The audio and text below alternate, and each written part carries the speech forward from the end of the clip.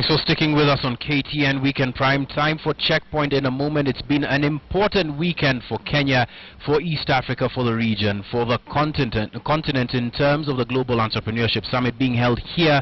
But there's lots to discuss around that, and Yvonne Okwara has got an eminent panel to take us through a special checkpoint this weekend. Yvonne. Thank you very much, John. All right, so keep your comments coming in. The hashtag is checkpoint at KTN News, at Yvonne Okwara, and at John Allen Namu. We're talking about that meeting that took place between President Barack Obama and members of civil society. And with me, I have Apollo Mboya, CEO of LSK. We have Hussein Khalid of Haki Africa, thank you. And I am avoiding making that dig. And we have Ngunjiri Wambugu. I was not in the meeting.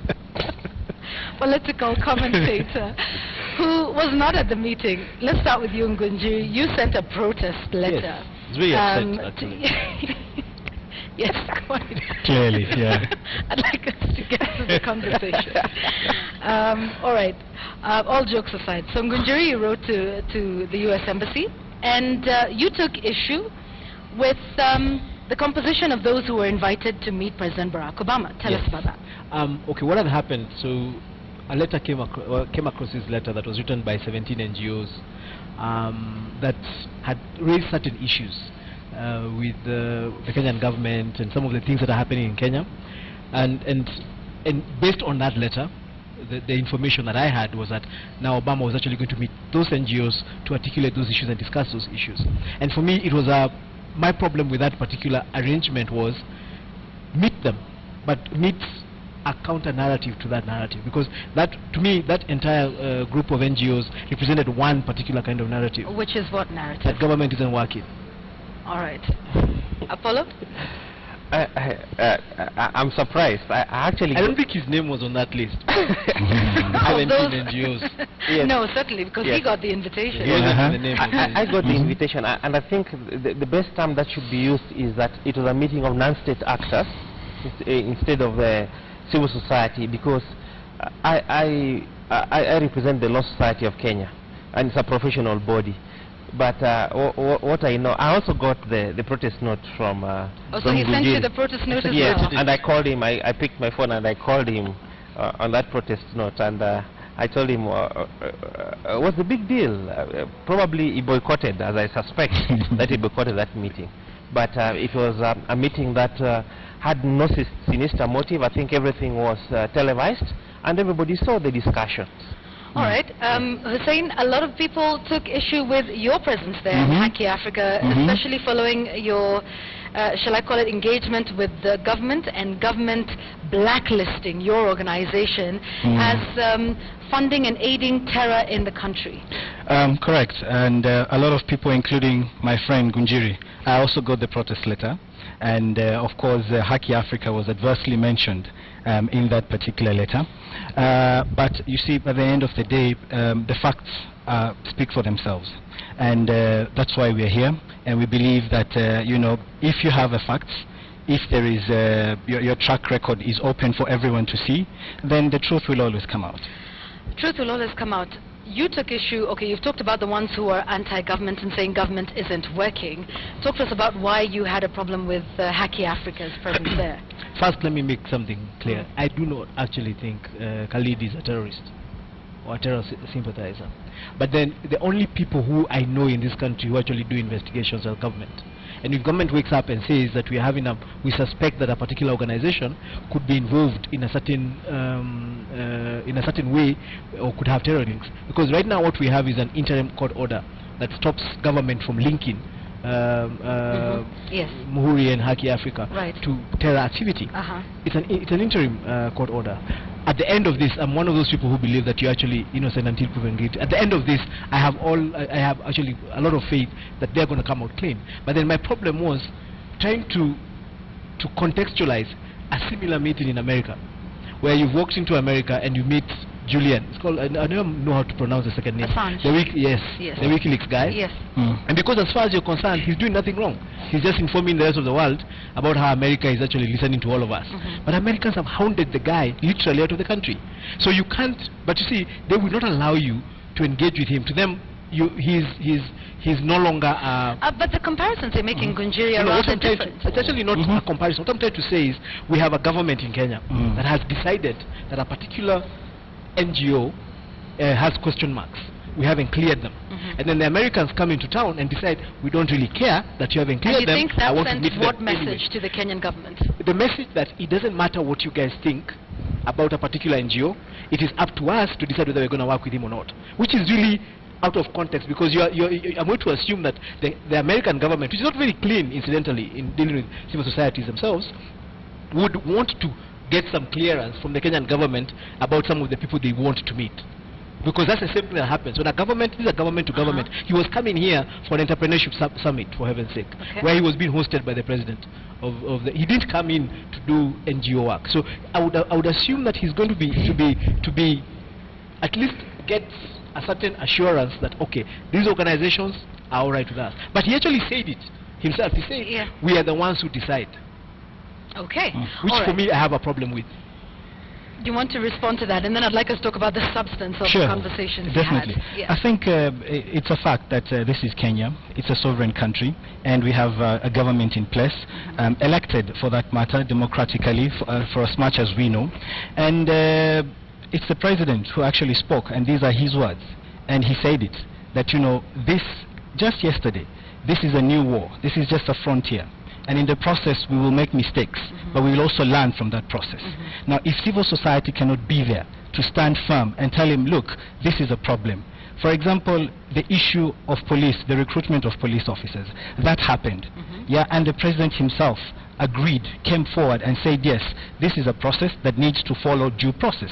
So I think it's not fair to say that anything the government says, everyone should take it as is.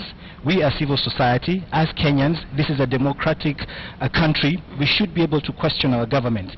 And it's only in that process will we build a stronger democracy, a stronger Kenya that will move forward. So it's not true that the message that went out there was that we do not respect your decisions. I think the message that went out there is that you must follow due process.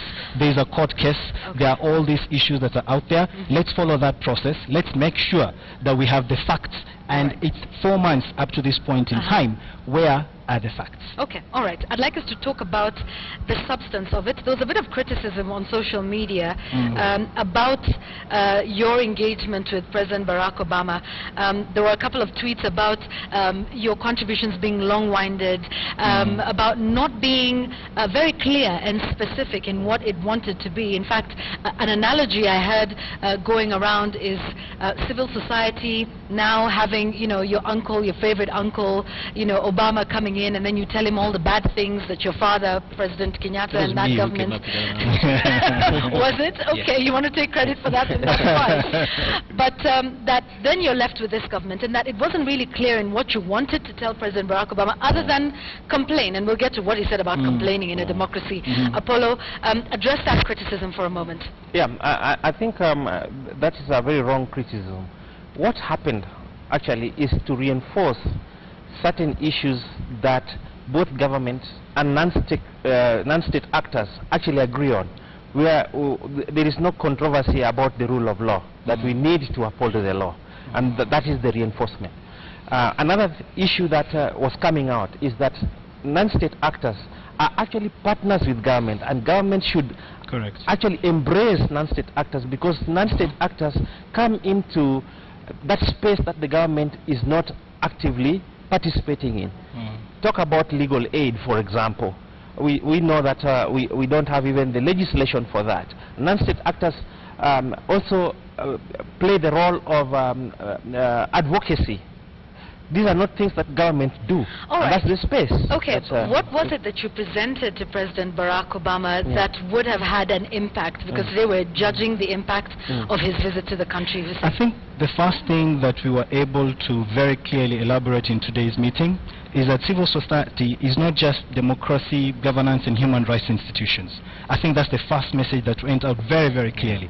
The civil society is playing an important and very key role in not just political or social, but also economic and, you know, every aspect of Kenya's well-being. So we had issues to do with wildlife.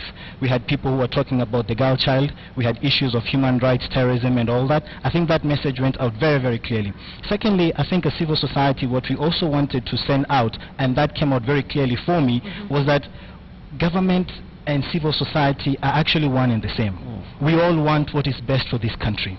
And when we are coming out, when we are speaking, we're not saying that because we hate someone in government or because we are opposition, but we're actually saying that because we want to see this country moving forward. We want to see development in this country. So the criticism that we make is actually positive criticism that the government should embrace and work with us jointly so that we can move this country forward. And I think in today's meeting, that came out very, very clearly and succinctly. And thankfully, President Obama, you know, acknowledged that, you know, for us to move forward, we need to work together. So it's not just civil society complaining, or it's not just civil society saying the government must work with us, but, you know, we were also reaching out to government and saying, look, we want to be key players. We want you to recognize us as important actors that want to work with you to move this country forward. Kunjiri, have the spaces for civil society to carry on their work, which Hussein Khalid says is complementary to what government is doing, have those spaces shrunk in the country? No, actually, what I think has happened is that there are no people in those spaces. The spaces are there, but then we have a large group. A large group of the people has taken the anti-government stance. And let me explain what I mean. Yes. I really love what Khalid is saying, because I am a firm believer that civil society should actually work with government to make society a better place. But then my experience with civil society, especially over the last 3 years, has been a consistent fundamentalism that we do not agree with this government. We did not support this government to take over power, and we are going to just make their life as difficult as possible. Now, for me, the problem about that is that you get into tough wars that don't make sense. You have a situation where, for example, we're dealing with the issue of insecurity, or we're dealing with the issue of corruption.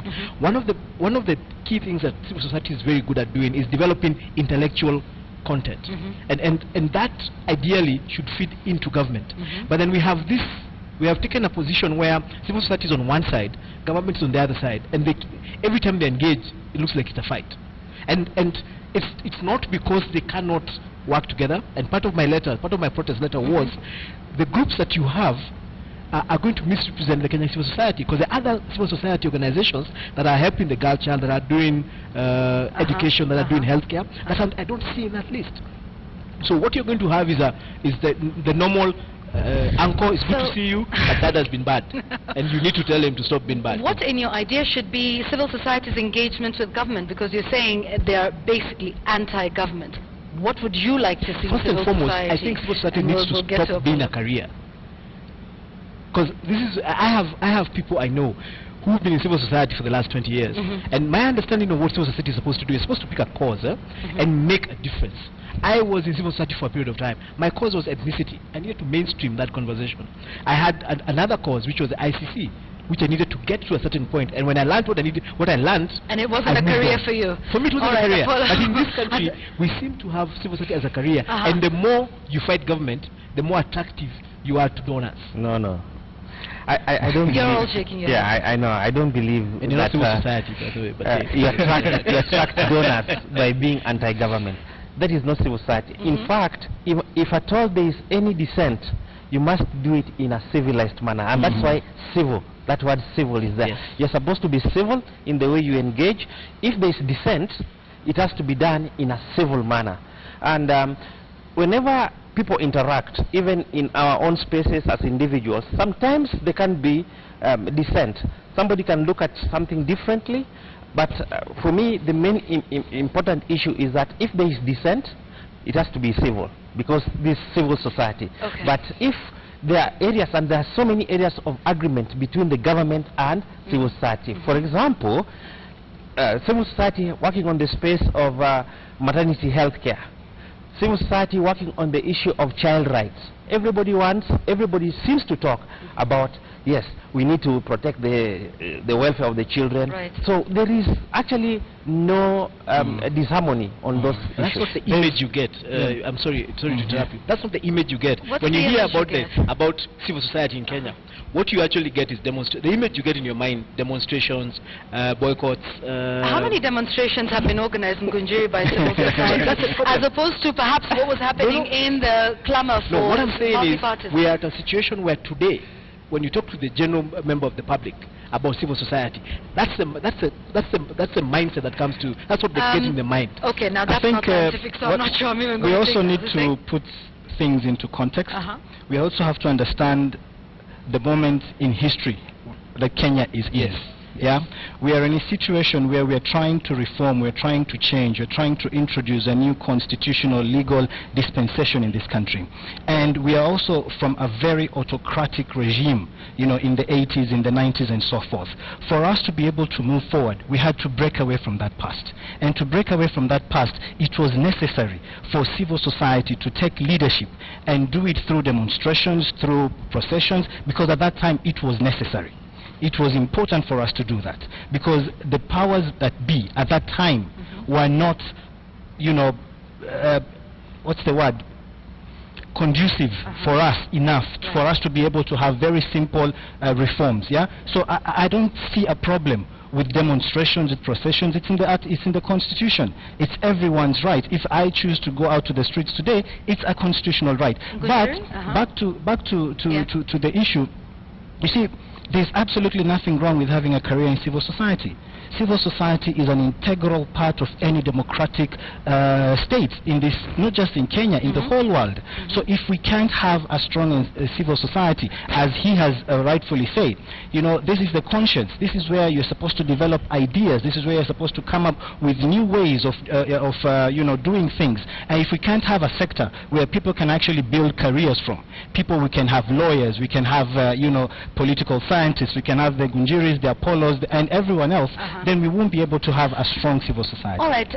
There was also a question that was put to President Barack Obama during that meeting with him earlier this afternoon about the role of national governments and devolution, the national government and devolution in terms of looking at the security, interplay. and the interplay between that. And even President Barack Obama himself said, well, that's an internal matter I can't really get into. And so my question to you, Apollo, is, were some of those questions tailored in such a way that it was asking him to interfere in matters that he possibly wouldn't even begin to?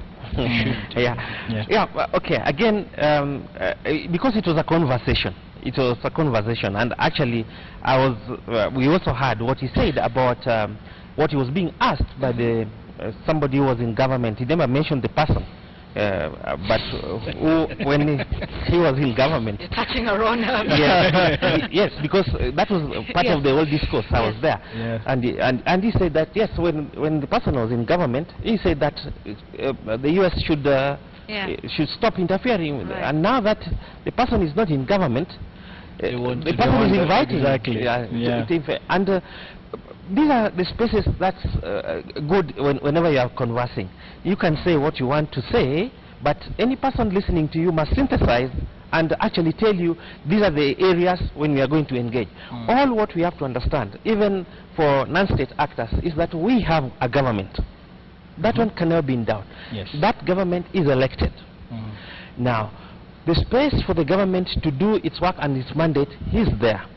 As civil society, they must be complementary to what they are saying. And whenever they talk about the spaces that cannot be done, then I think the U.S. government can, in a civilized manner, again dissent and say, no, in that area, no, we won't engage in that area and in that manner. And that's the part of, again... Okay, but was it clear to members of civil society there what President Obama's constraints are in this country and to what level he can intervene?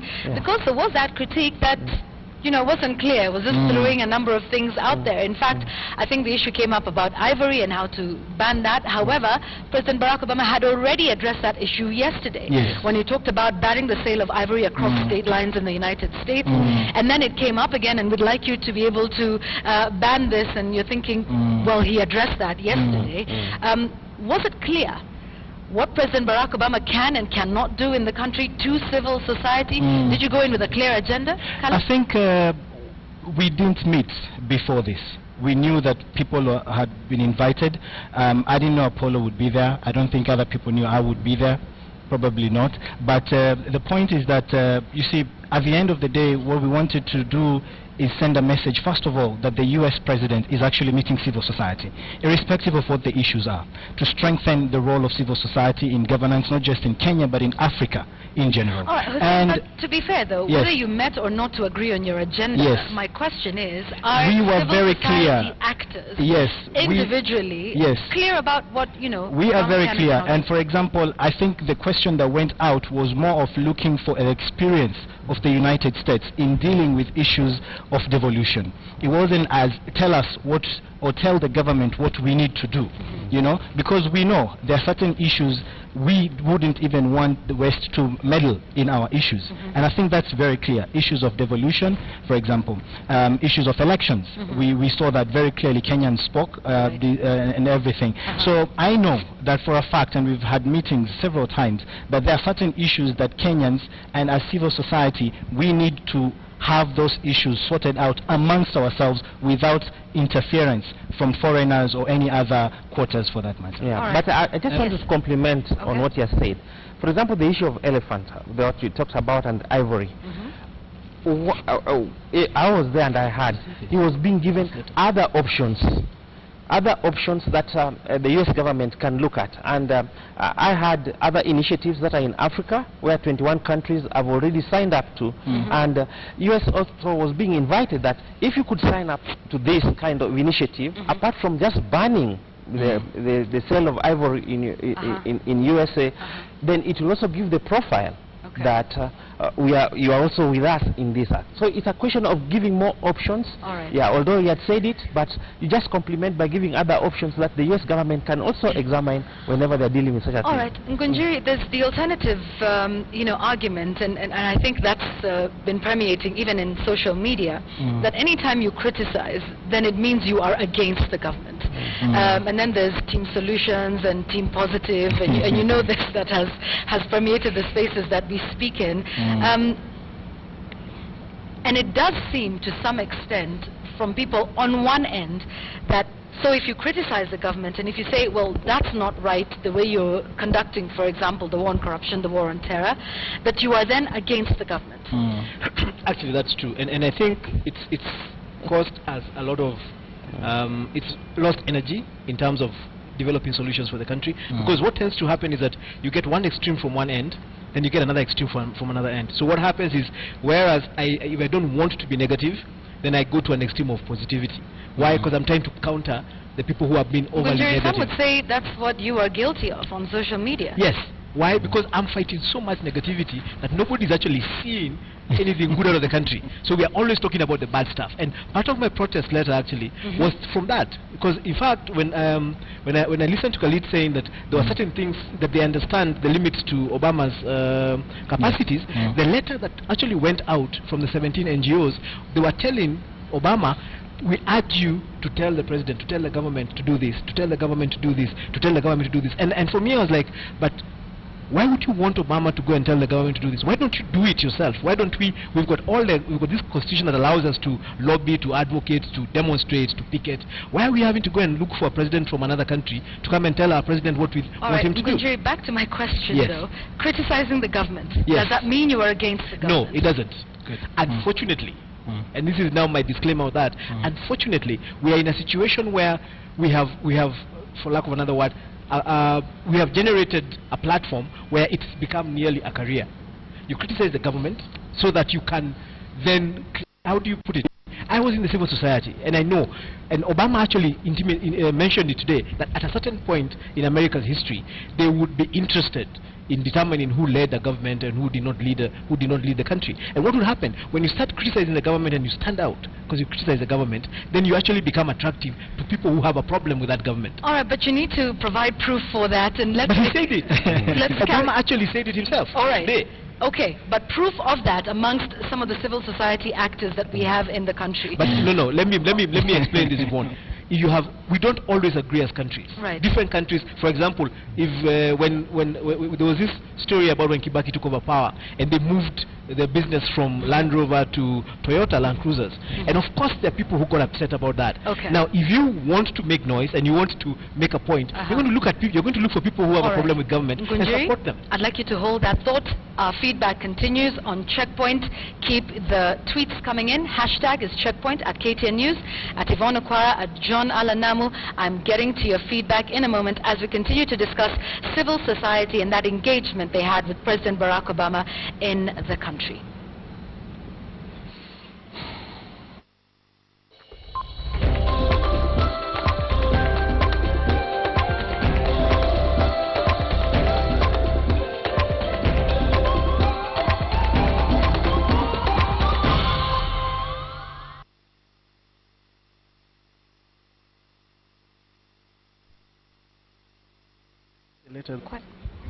All right, so the conversation continues here on Checkpoint. Keep your tweets coming in. Roy Gitahi, gentlemen, one conversation. We're on air, please.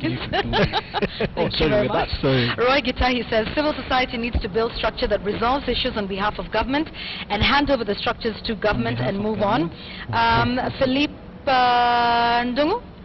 You say, just like most Kenyan politicians want their people poor and ignorant to keep the price of the vote down. Charles Mingala, I think he was responding to Roy Gitahi. Okay. Charles Mingala says, Ngunjiri's phobia of those perceived anti-government is comical and reminiscent of the Kanu youth wingers of yesteryear. Of course, he would say that. But I don't know. Ngunjiri says he's no longer civil society. Right. So where are you at now? Yes. Do you no longer work with Change Associates? No. You see, I'm the kind of person who does project per project. I pick a cause. I haven't found a cause worth following up right now in civil society. Are you no longer following up the cause that you were doing before? You see, what people don't understand, even before I got into civil society, I was in business. And I continued being in business. I would pick an issue, I would deal with it, I would go and sort it, I would go mobilize around it, and we would actually try and get a solution for it. And so what would be wrong with the people that would continue to follow a cause for the rest of their lives? Because unfortunately, when you do that, then you're not actually looking for a solution for it. You need it to continue being a problem. I think it's a problem. Yeah, it's a problem when we stop looking at issues and start addressing individuals. I think that's where we go wrong, and unfortunately this is a problem not just in civil society, in Kenya generally, whether it's in the private sector, whether it's in government. You know, we had Dr. Ambassador Monica Juma here. I mean, the issues she was articulating for me in the letter, the now famous letter, were very succinct, were very important issues that Parliament needed to understand. But then they stopped addressing the letter, look at the person, attack the individual without actually giving her a chance to explain what she was after. So I think as a community, we need to stop looking at civil society as individuals. Who has been there? For how many years have they been there? If Ngunjiri today picked an issue 50 years from now, because he says he's moving from project to project, if you start saying issue to issue, if you start saying he's been there for 50 years and he's still doing the same thing, that's not what we are after. We are actually looking at what is the issue. Does it have merits? Is it something that we need to follow through with? And if yes, then why not? All right, Apollo, what do you think were the possible outcomes of your meeting with Obama? Can you give us some of the tangibles that you can say, all right, from our meeting, we were able to glean one or two things? Yeah. Thank you. But first, just to on Ngunjiri's point, yes, just an aspect. He's a businessman. That's what he has said on national television. And his business is politics. He has not found a cause. For the law society... At this moment in time? Yes, he has not found a cause. I might find another one. For us, our cause is the rule of law. Yeah. At any time, there must be the rule of law. Whatever you want to do, you must do it within the confines of the law. On the tangible benefits from this, I think it's the discourse that has been left with us.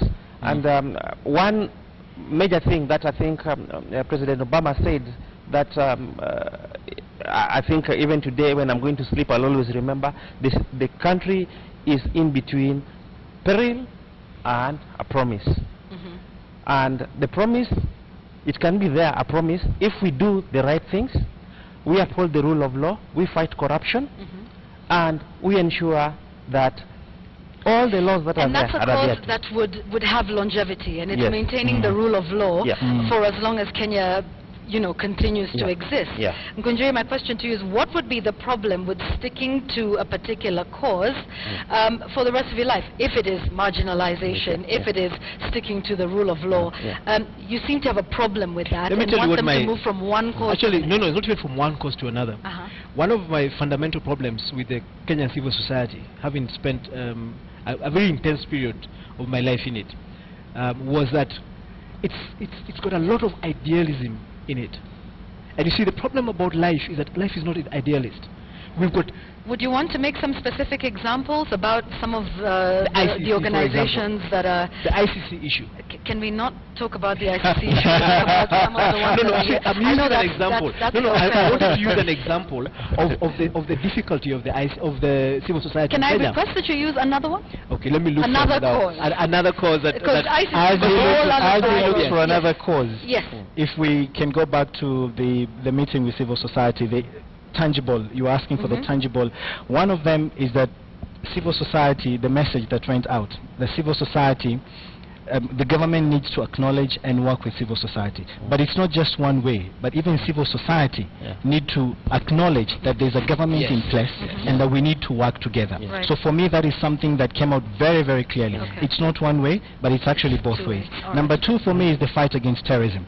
And it's also a message to both the government and civil society that you must work with the communities. It's not about civil society criticizing the government and the government attacking civil society. But because the issue is about communities, is about people, it's how is civil society going to partner with the government to ensure that we are able to reach out to our communities, bring them on board and work together to fight terrorism and ensure peace and stability in our country. All right. That's the second one.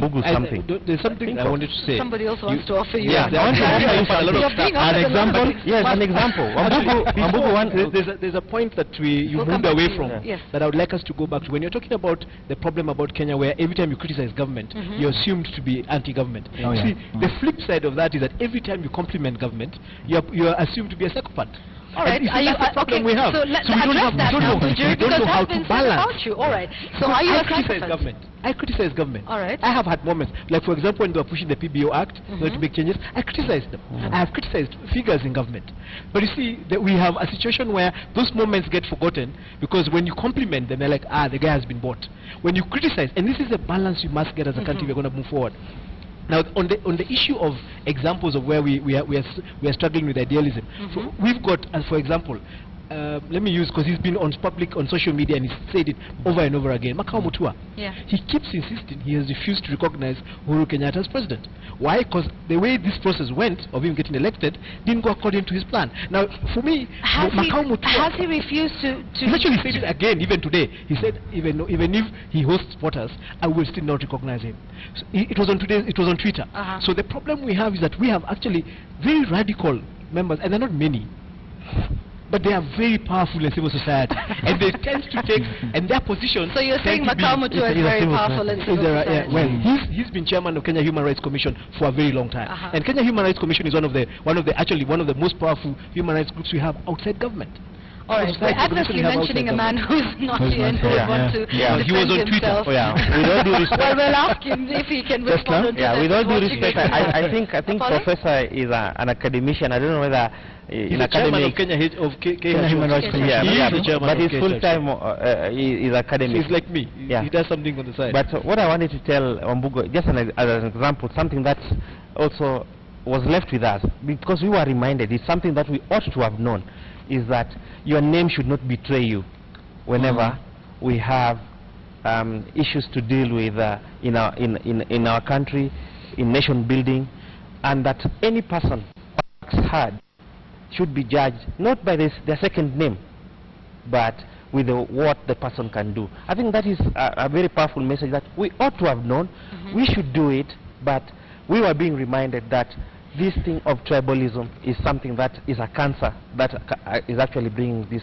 All right. So do you think the relations between civil society and government are going to improve after that meeting today?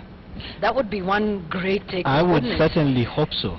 Yeah, and not just the visit, but also the White House press conference that we had yesterday. You know, the president came out very, very clearly saying that, you know, as a government, we are committed to working with civil society, and you know, we need to take that up because it's one thing to say it, but then, you know, we need to follow through and ensure that it's implemented.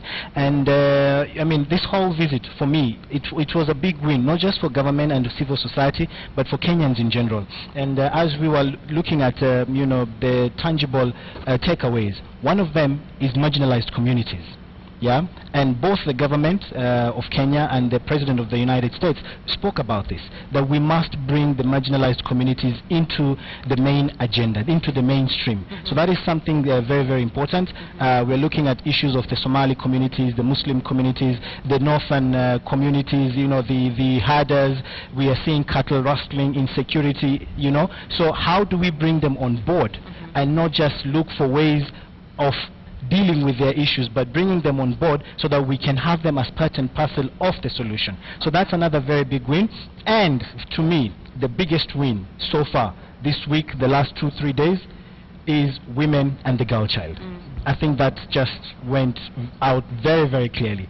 You know, women with the center that's being established, the hub in Kenya, Mali, I think in Zambia, and then we have the girl child, the support that's going to go out. The Entrepreneurship Summit spoke about empowering the woman and giving them opportunities. And actually he said it's stupid not to include 50% of your community in development processes. So I think women and children a big win, and this for women and for us also, those who support empowerment of women, is to push through with the 1/3 issue that we're having currently in the country.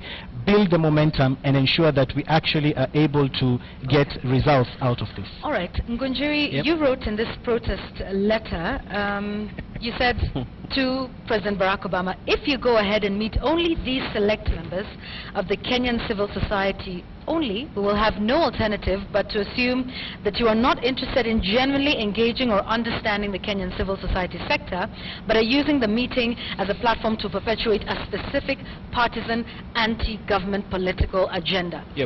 He went ahead and did exactly that. Well, he changed. I mean, he got Apollo, who was in that list, and a couple of other people. And actually, I'm convinced that part of the meeting today was different from what had initially been planned for by the people who asked for the meeting. What you're saying is you think your letter bore fruit? Yes, I think my letter bore fruit. Number two. But you don't have any proof of that. Well, I see now. Were you privy to the guest list? To the initial list. You see, the initial list had 17 NGOs. The people we saw him meeting today were not 17. There were a lot more than those.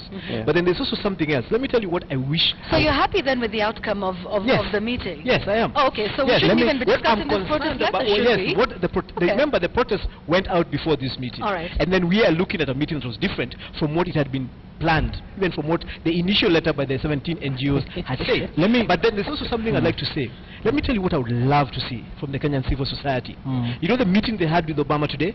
I would love to see them have a meeting like that with Uhuru Kenyatta, where they actually sit with him and have that conversation. All right. So because you see, that's interesting you mentioned that, Obama, because Obama asked to meet civil society. No, they asked to meet him. No. Let me confirm. Let me confirm one thing. Let me finish this. Haki Africa is one of those 17 organizations that were listed in that letter. Number one, not every person in that list, we were very clear, wanted to meet Obama. That was a message that we're sending through, signed by 17 organizations. With all due respect to Ngunjiri, if you had a differing position, write your letter to Obama. We did. No, not a protest letter saying don't meet these people or you should. Okay, fine. You didn't say don't, but don't throw dirt on that particular letter. If you wanted to meet them, do your letter with the 5, 6, 7, 10, 15, 100 NGOs. Give your position. Say we also want to meet with you. The 17, it doesn't matter whether they meet them or not. That's their own business. They sat down. They thought of doing that letter. They did it. I think for you, Yeah, do your own letter. Number 3, and it's not just civil society, any other sector. There are many letters. I was in a USAID meeting just before, I think 2 weeks before the president's visit. They have received thousands of requests. They had received thousands of requests by that time from individuals, from companies, from corporations, from civil society, from the religious community. They had received so many requests. Right. Why pick one letter of civil society? Right. 17 NGOs. Let me tell you why. Right. Let me tell you why I chose that letter. Because he only ended up meeting the civil society. He didn't meet any of the other groups. So it tells you how much influence the civil society all right, has. I stand corrected, Ngunjiri, yes. and you were right that indeed the 17 NGOs sent him a letter. Yes, they did. All right, did you send him a letter? This, you see, our letter. No, that you wanted to meet him before the protest letter. No, we didn't. Okay. Okay. Because you see, so then me, why complain about the 17 NGOs of the that wrote? Okay. Because of the content However, of our letter, Ngunjiri, of what they were going to tell him. Okay. As far as I was concerned, there was a lot of misrepresentation. Well, Ngunjiri, some would say you were jumping into a party that you were not invited to, that you did not. You should have written your letter. You should have written your letter, Ngunjiri, with your issue. The problem I had was very simple. Yes. He was meeting the Kenyan civil society. Correct. Not a small cartel of it. It was a meeting for the Kenyan civil society. So what should he have done once he received the letters, the request from the 17? He should have, you see, the meeting should have been an open meeting, not a closed meeting for a select group of NGOs. That's what I was asking him. Okay. I have absolutely no problem with Ngunjiri's protest letter. I think he was entitled to speak his mind. Right. I think he could have said what he wanted. I disagree with the contents of that letter, but then he has his own opinion, and he has a right to do that. But in my opinion, if I was asked, if I have seen 17 NGOs write a letter, irrespective of the contents or whatever it is, I would have mobilized my partners, associates, write a letter as different entities without even mentioning that letter and say, look, this is my position. Because the moment you start even because it also portrays a different picture altogether, that you're actually wanting to be there because these others are there. You see, this is the point I'm trying to make. I'd like us to bring Apollo in for a moment. I think he's feeling left out. No, you know, Ngunjiri, be civil. It's civil society. Yeah, well, I think we're all being what's happening? But at least I'm happy that Ngunjiri is happy that I was there. And at least he has acknowledged that. Yes. And I don't know about the 17 who wrote the letter. I was not. I don't think I was part of it. Yeah. So I really don't know about those 17 who wrote a letter that they requested. But you didn't write the letter. I didn't write the letter. You got I was not part of it. Yeah. All right. And so the problem we're having with this conversation is that we are talking about the protest letter. We're not talking about the first letter that was written, which we were responding to. Okay. Because the first letter that was written had raised several things. It had said that the civil society in Kenya is being harassed, the media is being harassed by government, that it had talked about corruption, and the positions they had taken.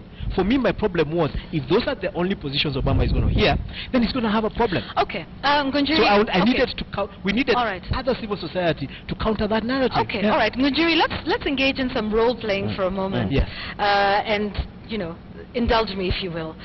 If you were there, what are those things that you would have liked to tell President Barack Obama? What would you have liked him to hear from you? Because we've talked about this being a one-sided narrative. Yes. Let's imagine we are back there in that situation. I would actually have spoken about the kind of progress that we've made as a country, and the fact that one of the things we would like to look at America for advice on is, for example, how are they balancing? They're also struggling to balance justice and security. I mean, part of the conversation I would have loved to hear from the Kenyan civil society with Obama today is to challenge him as the President of America. Here we have a situation where people get killed, and the demonstrations are done in Mombasa because they're suspected to have been killed by police. America, they don't even hide. They send drones and blow up people in another country, and nobody's talking about that. And I would have loved to hear somebody challenging them. We have a situation of we're asking our government to be a lot more open with the information that they give and with public information. America has hounded a guy called Julian, or the guy of WikiLeaks, back until he's going to look for refuge in another country. Nobody was asking him those questions. Now, those are the questions that I wanted to hear him being asked, because those experiences would be what we should be talking about. Remembering that America is like 200 and something years old, where we're 52 years old. So we want to have a conversation of how do you deal with this? How do you deal with this? How should we do it? That's not what I had. But I think for me, the benchmark as Kenya, we should not benchmark our efforts, our work, and everything that we do with negative examples. I think we should look for what is working and then benchmark ourselves with that. If America is doing so and so atrocities here and there, that should not be what we use as, you know, the example to follow, you know. And yes, it's true that these are discussions that we had to get through, but then remember, it wasn't just about civil society, human rights and governance. It was a whole spectrum. And we had to get in the girl child, we had to get in the wildlife, we had issues of, you know, FGM, and you have to give space to everyone. And in as much as we would have wanted to take charge of that whole discussion, I would have loved to have like a one-on-one with him and discuss with him the way we did a few years when he came back as a senator, or the discussions we had at the White House summit earlier this year. They were more thorough and all that. But you know, you have to look at what you have. You have 1 hour, you have like 7, 8 different sectors that want to get their message through. And for me, yes, it's not just looking at what's negative. As he said, let's look at what's positive. Let's build on that. And as a country, US and Kenya, there's so much that we can do together to move this process forward, as opposed to like finger pointing and saying you're doing this wrong and we are doing this right, or something like that. All right. Yeah. Is that what, Apollo, is that what it sounds like? What Ngunjiri would have said, like pointing out what's not right within the US government? Yeah, you see, and what essentially would be wrong with that, though? Yeah, the discourse is that we were not talking about America there. It was about Kenya. So, so if you want to go and talk about something that is going to help Kenya, then you have to talk about Kenya. So for us, that's the most important thing, and I've never been more hopeful than today after the meeting. I have a lot of hopes for this country, and I see as making progressive steps towards having the Kenya that we want. Hussein, I'll give you the last word. Yeah, I mean, I fully agree, and I think that civil society in Kenya, we are just as the country is at a crossroads. We are almost moving forward. We've moved into the lower middle income.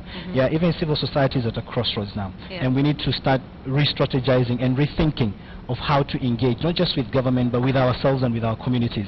This is a debate that we're having as civil society ourselves, you know. And I think this particular visit has made us think through that.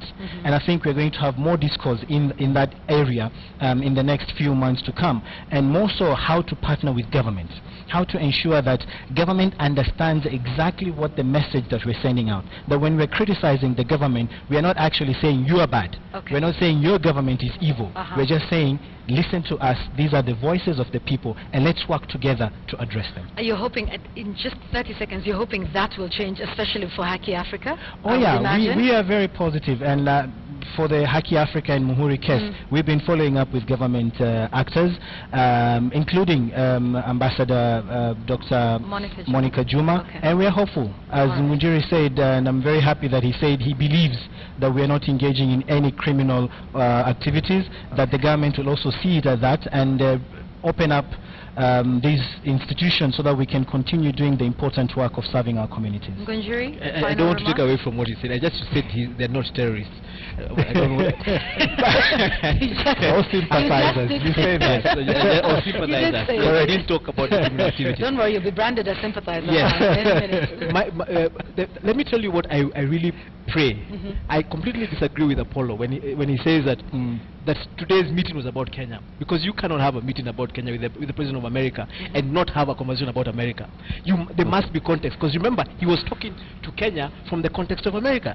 So it's important to be able to keep challenging. But you guys do this. And why is it you're saying that we should do it like this?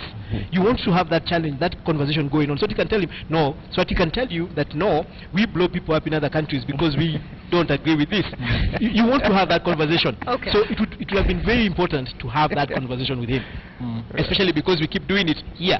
We keep telling government what they're not doing. However, what I really would love to do, and that's now a cause I'm willing to sign up for, is to have a round table with government, not once, but several times, because what Khalid says is actually true. Civil society in Kenya is at a crossroads. We've spent 20-25 years fighting for a particular cause. And then now we're at a transition phase, where what was being fought for is happening, is being implemented. So there is need for the next phase of what is the primary engagement of civil society. I would love to have a situation where civil society can have a round table, or even just that one-on-one with Uhuru. He comes with the shirt rolled up, and they do that. Make that your next project. That is my next project. All right. Well, if for nothing else, at least Checkpoint has helped Ngunjiri find his next project. Engagement of civil society with the government. I thank you very much, Apollo Mboya, Hussein Khalid, and Ngunjiri Wambugu. We've been discussing what happened with President Barack Obama and the civil society as we wind up our coverage on his visit to the country. John Alanamu, been following the conversation. What's the point, John?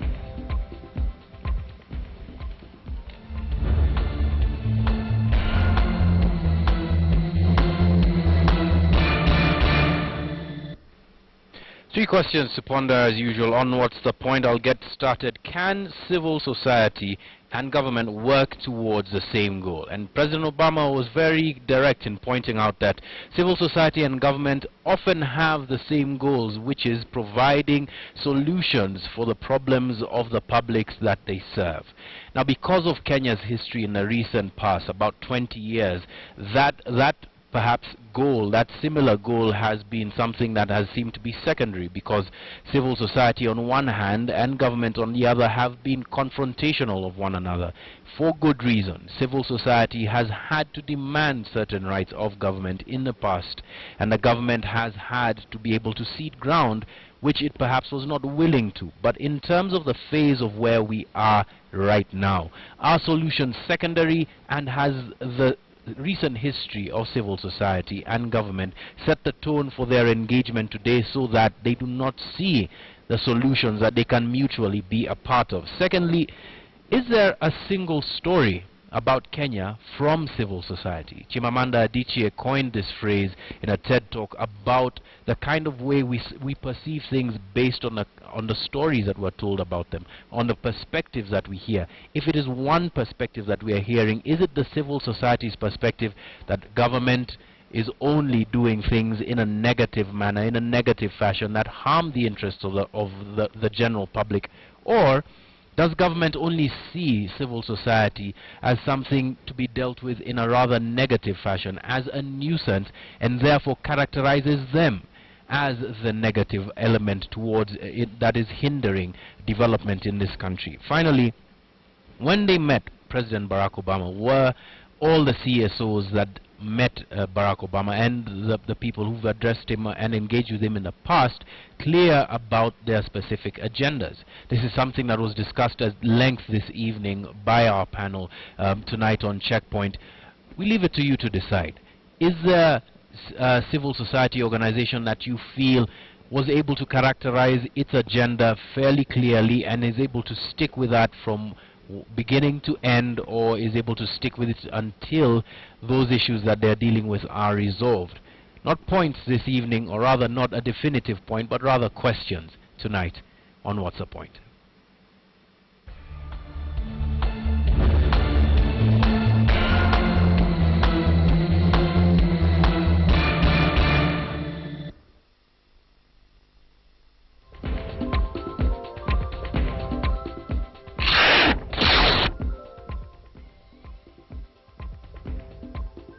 Wind up our bulletin tonight, and of course bring to a close our coverage of the Global Entrepreneurship Summit and President Barack Obama's visit to the country. Thank you for your feedback. It's been one interesting week, hasn't it? One interesting one, very long. Look, I have to admit this. It's been an extremely long week in terms of coverage. We've been on our feet for probably about 7 days covering this and the various aspects of it. But that the Global Entrepreneurship Summit has closed does not mean that we will not be covering entrepreneurship and business and those kinds of things anymore on KTN. We've got a 2-hour show called Business Today. Every day from 2 to 4. Every day from 2 to 4 that covers these specific issues. We've got The Adventurer every Thursday that talks about entrepreneurship. We've got Africa Speaks and different other platforms that speak about it on a continental level. So I guess this is me addressing Kenya media failure as a hashtag and me using this platform rather unfairly to address that. But we have this past week and we will continue to do so. Yes, and indeed to also just say that the critique is well taken in. It's not hating or bashing. Some of it is, fair. Some of it is, a little off kilter. But just to talk about our campus sessions, which I thought were really important in terms of unpacking entrepreneurship in the country. We talked about youth. We talked about women, which is a big issue even at the GES, as well as the policies and legislation. And we will continue to do that. And to continue to take in your critique and make sure we do better every time. So thank you for watching KTN News. We are live, remember, across 5 East African countries, and we'll continue to champion the cause of entrepreneurs, not just in Kenya, but in Rwanda, Burundi, Uganda, Tanzania, and South Sudan. That's our promise to you right here on KTN News. And with that very short and succinct summon this Sunday evening, thank you for your feedback, all of it. We appreciate it. It's time for us to go take a couple of days off. My name is Yvonne Okwara Matole. My name is John Allen Amu. Good night, East Yeah,